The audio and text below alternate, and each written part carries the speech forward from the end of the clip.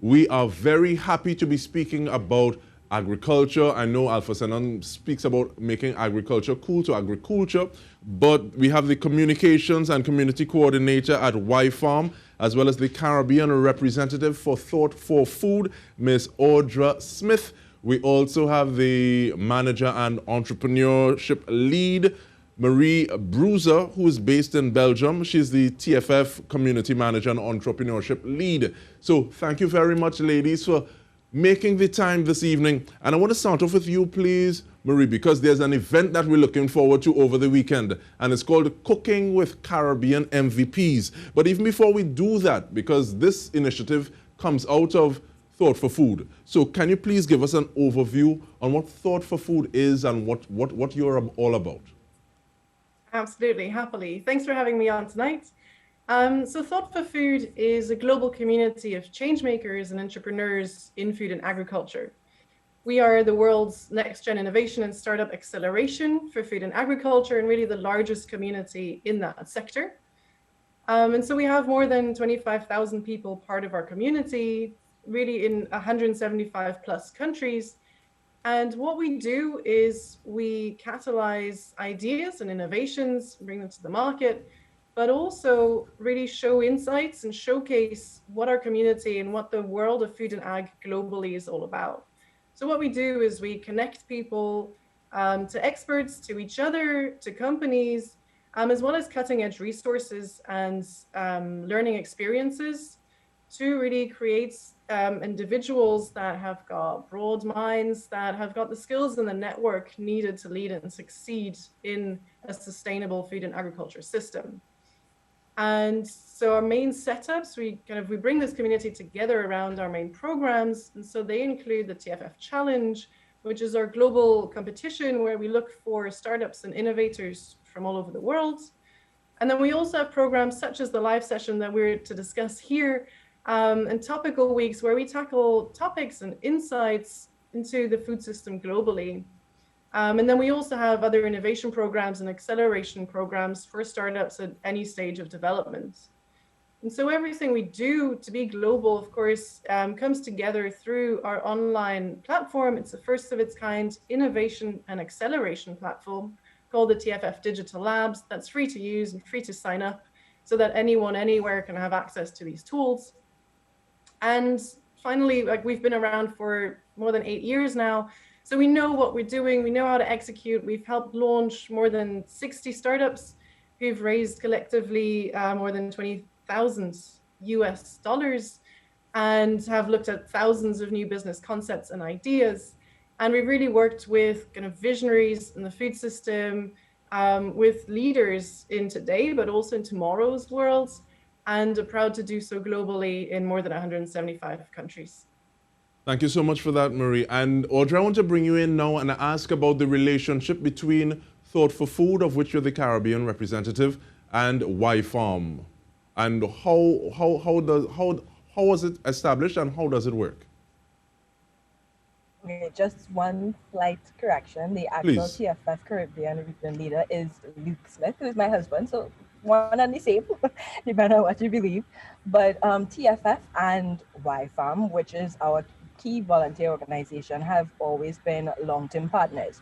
Luke Smith, the regional coordinator, and Alpha Senon, YFarm founder of YFarm, actually attended TFF challenges, and that is where the relationship really bloomed. From there, their innovation and creativity really evolved, and YFarm then formed proper partnership and networking with TFF. And later on, Luke graduated, I guess, or he offered his services to TFF, and now he has the opportunity to merge and network the Caribbean region. So it's not just Trinidad, we're talking about Jamaica, Haiti, all the islands really that want to get involved so that they can experience the training, the innovation, the networking, the mentorship that TFF really offers so that you can have those next-gen innovation idea. And this session is really one of those things because Caribbean food is coveted around the world, and they did an ultimate smash between myself from Trinidad and Tobago and Chef Peter Ivy, who is from Jamaica. So we're gonna do a little jam trini kind of thing there,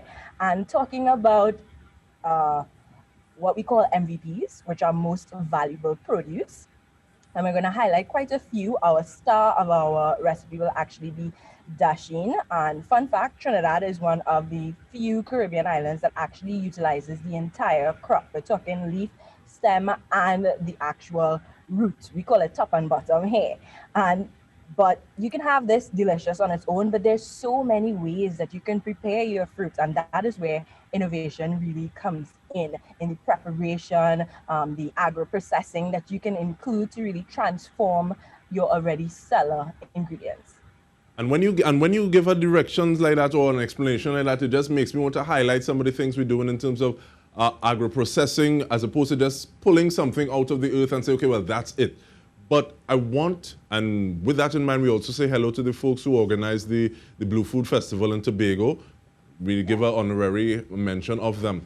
But I'm very happy to be able to speak with both of you at this point in time, ladies, because I'm able to get the kind of micro level boring down on Trinidad and Tobago from you, Audra, and then take it towards a macro scale with you, Marie. And that is what I want to do at this point in time. Marie, I'll ask you the question. Relationships like this, synergies, how do they work for TFF? Why is it that you want to be involved with so many people? You told me 175 plus countries. What benefits does it get in terms of having that sort of networking? Absolutely. So for us, first of all, it's really great to have partners such as YFarm, where just as we've just heard, you know, the relationship goes back many years. We've met in person in various places, and then can really bring that spirit of TFF to where they are, to local impact. What we do while we have this global organization, we're really focused on having local impact and local focuses as well, so that what we do is locally relevant, so that it really tackles the issues and the problems that we are seeing in every location in the world. And so some of those are the same or similar in different places all over the world, but some are really unique to where they are. And so for us, relationships such as this really bring out, you know, the challenges that are there, that raises awareness about local initiatives that are happening. So in this case, in the Caribbean, but then also it allows us who aren't located there to learn a little bit about the food system there, learn a little bit about how things are done over there and somewhere completely different in the world. And what that does is it creates insights in all of us that we wouldn't have had before. It gives people in the Caribbean a global stage where they're able to share their love for the foods that already just came through in the little bit that we heard here, but will be so much more obvious in the session on Saturday. And just sharing that with people globally. And the reason that we think the more the merrier, and why we need this community, is that, you know, the food system in many places needs to be thought over. We're tackling challenges that are really global and that are quite severe. And by bringing more people to the table, giving them exposure and sharing our knowledge, our views with each other, we will be able to create solutions that will really change the food system from the bottom up. And so that's why we proudly partner with organizations such as YFarm. But stay with us. We're speaking with Marie Brueser and Audra Smith about the TFF's initiative that is coming up this weekend.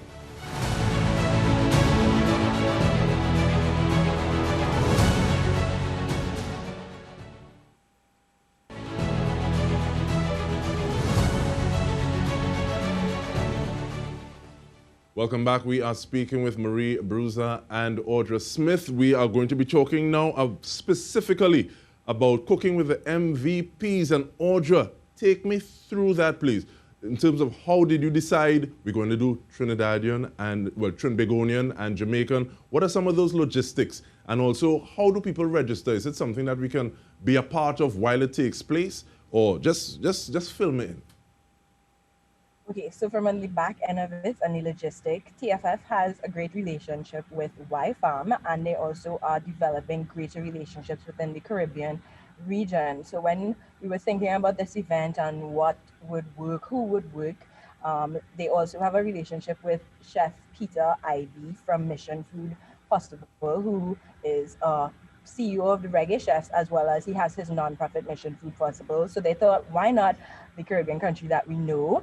and has really great networks, and Jamaica. And also, we both use dasheen or dasheen, as we say in Trinidad. So why not do that? So with Peter's culinary background and my love for food, I'm a professional eater. We decided to think about how we want to put a spin on dasheen, make it, you know, palatable and exciting to everybody. So we came up with this amazing recipe. The event is free. It's going to be 60 minutes long. It's a live stream. There's a link and a recipe link. So you are getting the link beforehand so you can shop for your MVP produce. We don't want you just looking at us. We want you to cook along with us and experience it for yourself. So just hear about how I think it tastes or Peter thinks it tastes. You taste it for yourself, and then you can go and innovate in your own way. Take out some ingredients, put in some ingredients. The links can be found on my social media, YFarm's page, sharing it, and most importantly on TFF's pages. So it's TFF.org or Thoughtful Food, YFarm it. And I am Audra Smith, and either Mission Food Possible or Peter Ivy on social media. And you can get the links there. It's completely free. We want everybody, as long as you love food or you just want to learn about food and how you can prepare dishes in a different way, as well as the stories and the memories behind it, because food is more than just what you consume. It's more than just your nutrition. It also has like emotional attachment. It also has these feelings attached to it. And we want to bring that to perspective and tie it into things like food systems and its importance and why we need our farmers and more people to get involved in the food system so that everybody can experience this love and excitement for food and its preparation, and also in its raw and processed state. You have me waiting for the day, Audra. You have me waiting for it. But I want to ask though, Marie, you started off saying next generation or bringing in next gen. What are some of the statistics or numbers that you see as you traverse these more than 175 jurisdictions with regard to trends and farmers? Is it that we need to focus more on producing the next generation of farmers, or is it that it's all right and we just need to maintain? What do you see? Sure. So Thought for Food itself focuses on the next generation. So for us, for next gen, young people are the millennials and Gen Z, so they're under 40 years old at the moment. And so the reason we focus on them is because they are incredibly tech savvy. They've grown up in a world that has, from pretty much the beginning, included digital tools. They're also really open and have this new way or this innate thinking of sustainability that's part of what they're doing. So every day, what they're thinking of is how to make things more sustainable because they've had to. And so that's what Thought for Food, so that's the part of the population that Thought for Food focuses on. So of course, what we see all across the world is young, enthusiastic people tackling food and ag sector and food and ag challenges.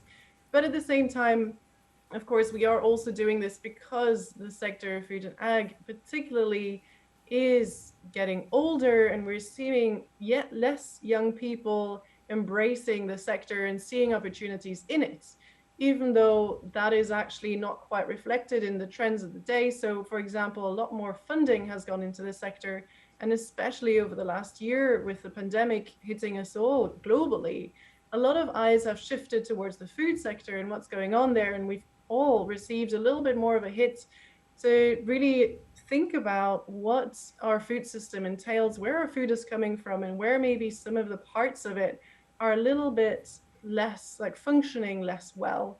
And so there is so much scope to innovate within the sector. It's a sector that's changing so much, where there's so much action.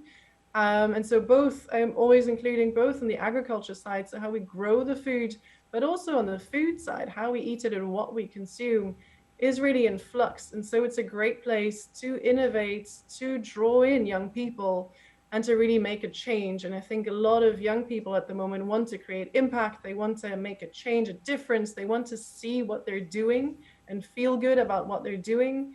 And the food and agriculture sector is a place to do that. So of course, my view is a little bit biased, but we do have a lot of young people who are coming in, and it is a great sector to be. Thank you so much. And Audra, Marie spoke about having next-gen individuals who are tech-savvy. Where does that marriage take place in your mind on the local front in terms of introducing tech or using more tech in agriculture? Because I think there's some people who may want to get involved, but they say, but agriculture is just digging dirt, as opposed to having more technology in the use of agriculture, agro-processing. What's your take on that, Audra? That you are completely correct, DK. So a lot of people have this misconception that agriculture only involves farmers. But there's an entire food system which includes things like machinery, the implementation, the inputs. So we need engineers, we need scientists, we need people. So if you have a biochemistry degree, you can help with the science of it, which is important. Some of our native and indigenous crop have been lost. A lot of our crops and animals are affected by disease. Use what you have and just make an agricultural application.